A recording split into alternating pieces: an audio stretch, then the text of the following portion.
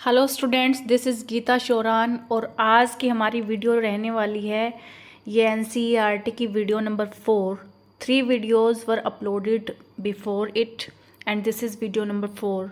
और हमने कल कर लिया था अ गिफ्ट ऑफ चैपल्स तक। गिफ्ट ऑफ चैपल मैंने कल करवा दिया था जो वसंता सूर्या द्वारा लिखी गई थी। आज हम करने वाले हैं Gopal and hilsa fish. Gopal and hilsa fish, a story written by Narendra बिजवियल। नरेंद्र बिजवियल ने ये स्टोरी लिखी थी।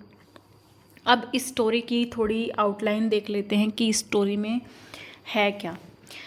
हिल्सा एक मछली का नाम है इस स्टोरी में, और गोपाल एक बंदा है जिसको बहुत ही विटी बंदा माना गया है स्टोरी में, कि गोपाल जो है वो बहुत ही विटी है, वो बहुत ही क्लेवर है। ठीक है। Gopal's wit would often come to king's rescue when he was in sticky situation. जब भी राजा किसी बुरी सिचुएशन में होता है तो गोपाल की ट्रिक्स उसको हमेशा ही बचा लेती हैं उस सिचुएशन से।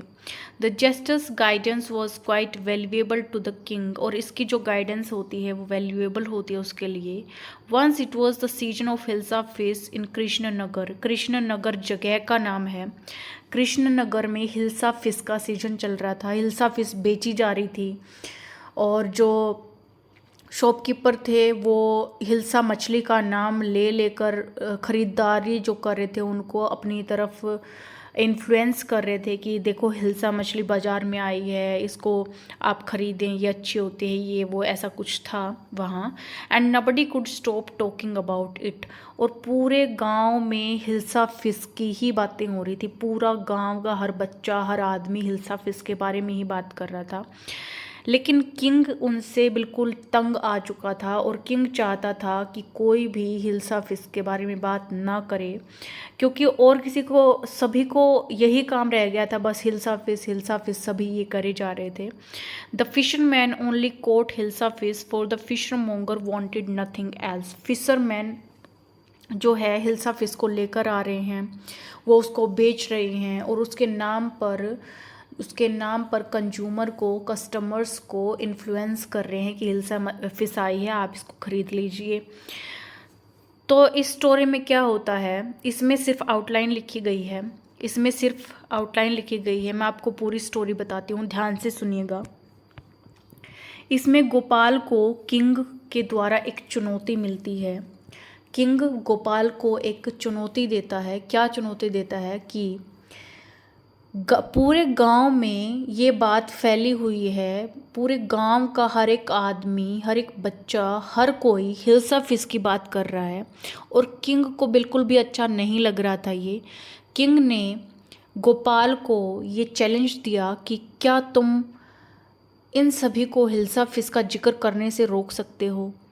तो गोपाल ने ये चैलेंज एक्सेप्ट कर लिया, और राजा को लग रहा था कि कुछ भी हो जाए, कितना भी ये बंदा ट्रिकी हो, लेकिन फिर भी ये इस चैलेंज को पूरा नहीं कर पाएगा।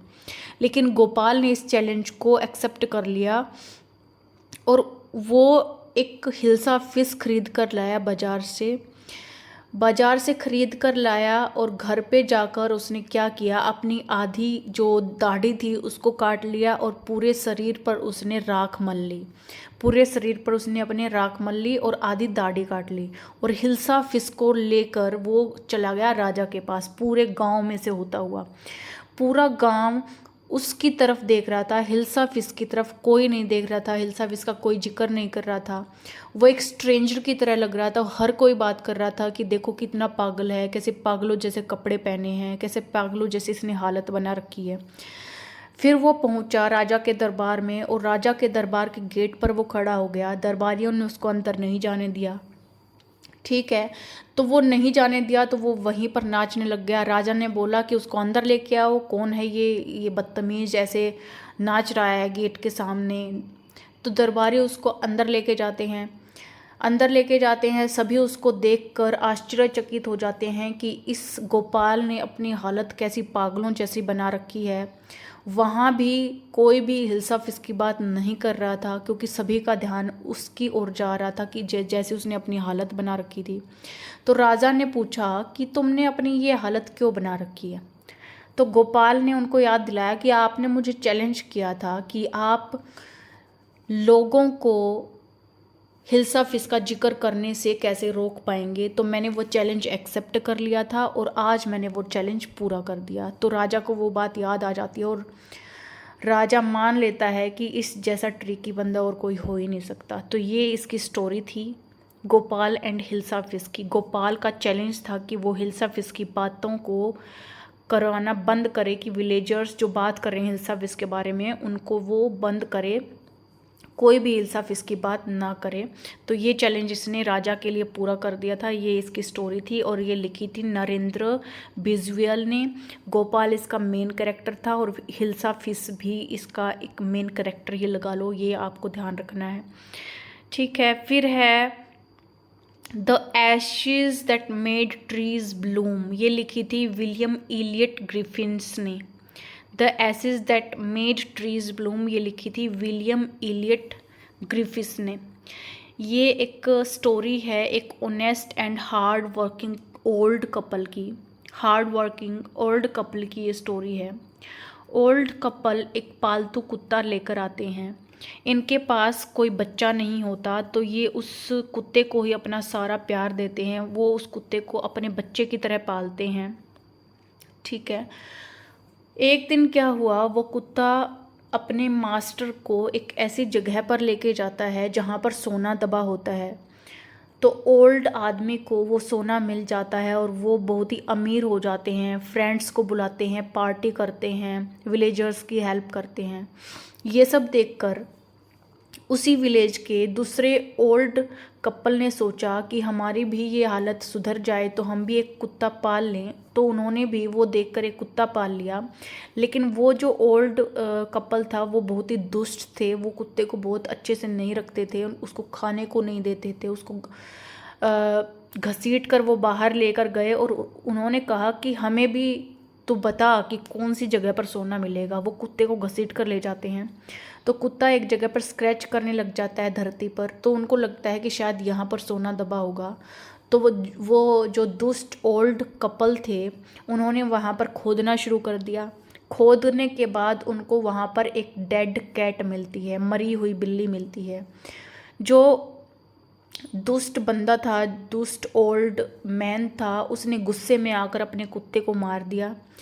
जब उस कुत्ते के रियल मास्टर को पता चलता है कि उस कुत्ते को मार दिया गया है तो वो उसकी कब्र पर आता है, रोता है और उसको अच्छे अच्छे नामों से बुलाता है, अपने बेटे की तरह उसको याद करता है।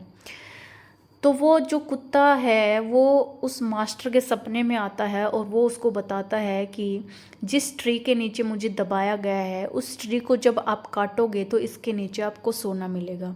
तो वो मास्टर ऐसा ही करता है और वो भी अमीर हो जाता है। तो इस स्टोरी से हमें लेसन मिल रहा है कि हमें कभी भी एनिमल्स के साथ या और जीव जंतु के साथ ऐसा व्यवहार नहीं करना चाहिए।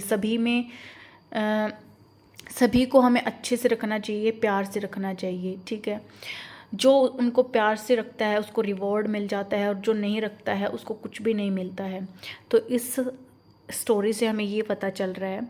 इसमें कुछ आउटलाइन लिखी गई हैं, इसको आप पढ़ लेना। फिर है क्वालिटी।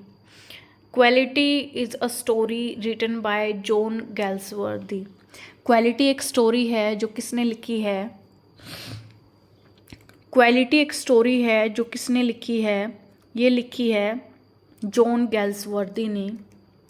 और इसमें इसकी मेन स्टोरी क्या है, क्वालिटी की मेन स्टोरी क्या है वो देख लेते हैं। The lesson quality written by John Galsworthy is about the sad story of Gessler brothers who invested their lives in the art of boot making। ये जेस्लर ब्रदर की एक कहानी है जिसने पूरी ज़िंदगी अपनी बूट मेकिंग में निकाल दी and the Gessler brother did their work with high quality and dedication के साथ वो काम करते हैं। They were German immigrants who set up their business in the fashionable Bay Street of London। इसकी स्टोरी मैं आपको बता देती हूँ। जेसलर बंधु जो हैं, वो जेसलर जो ब्रदर हैं वो जूते बनाने का काम करते हैं, और जो राइटर है उस जूते बनाने वाले को कई सालों से जानते थे। इस स्टोरी में बताया गया है कि जो राइटर है वो इसको जानते थे क्योंकि वो उनके पिता के लिए भी जूते बनाया करते थे। मिस्टर जेसलर अपने बड़े भाई के साथ लंदन की अपनी दुकान में रहते थे। दुकान की कोई और पहचान नहीं थी, बस ये जेसलर बंधुओं के नाम से ही जानी जाती थी। वे आदेश मिलने पर ही जूते बनाया करते थे, बिना ऑर्डर के वो जूते नहीं बनाते थे। और ज़्यादातर समय जो था वो जूते बनाने का ही काम किया जाता था, ग्राहकों से ज़्यादा बात नहीं करते थे और पूरा डेडिकेशन से वो काम करते थे। ठीक है। जेसलर बंधुओं के द्वारा बनाए गए जूते बहुत ही अच्छे, लंबे समय तक चलने वाले और बहुत मजबूत होते थे। और एक बार लेखक को थोड़ा सा विपरीत एक्सपीरियंस होता है कि जैसे वो फेमस थे कि वो अच्छे जूते बनाते हैं, लेकिन राइटर को कुछ अलग सा उनमें दिखाई दिया और इसकी शिकायत उन्होंने मिस्टर जेसलर से की। उस पर उस ओल्ड मैन ने राइटर से वादा किया कि वो जूतों की मरम्मत कर देंगे। कोई बात नहीं, अगर आपका जूता फट गया है, आपका जूता अच्छा नहीं लगा है, तो उसको रिपेयर कर दिया जाएगा, और अगर ऐसा नहीं हुआ तो वे राइटर को पैसे वापस कर देंगे, ओल्ड मैन ने उसको कहा। मिस्टर जेसलर का दुख तथा उनके जीवन के जो कठिन टाइम चल रहा था उसके बारे में इसमें बताया गया है। और मिस्टर जेसलर जो था वो जूते बनाने का काम करता था, और ये जूते बनाने वाले काम पे ही पूरा ये बताया गया है कि क्वालिटी जूते बना रहे थे, वो अपने काम के लिए डेडिकेटेड थे। और अगर लेखक ने कहा कि हमें आपके जूते पसंद नहीं आए, फट गए हैं, तो उन्होंने कहा कि हम कोई बात नहीं, आपको पैसे दे देंगे या आपका जूता रिपेयर कर देंगे। ऐसा कुछ इस स्टोरी में था, बाकी ज़्यादा कुछ इसमें नहीं था। जेसलर ब्रदर पर ये स्टोरी डिपेंड है, जेसलर ब्रदर की ये कहानी है, ये आप ध्यान रख लेना। बस क्वालिटी में किसकी बात हो रही है, जेसलर ब्रदर की, जो जूते बनाने का काम करते हैं। And it was written by John गैल्सवर्थी।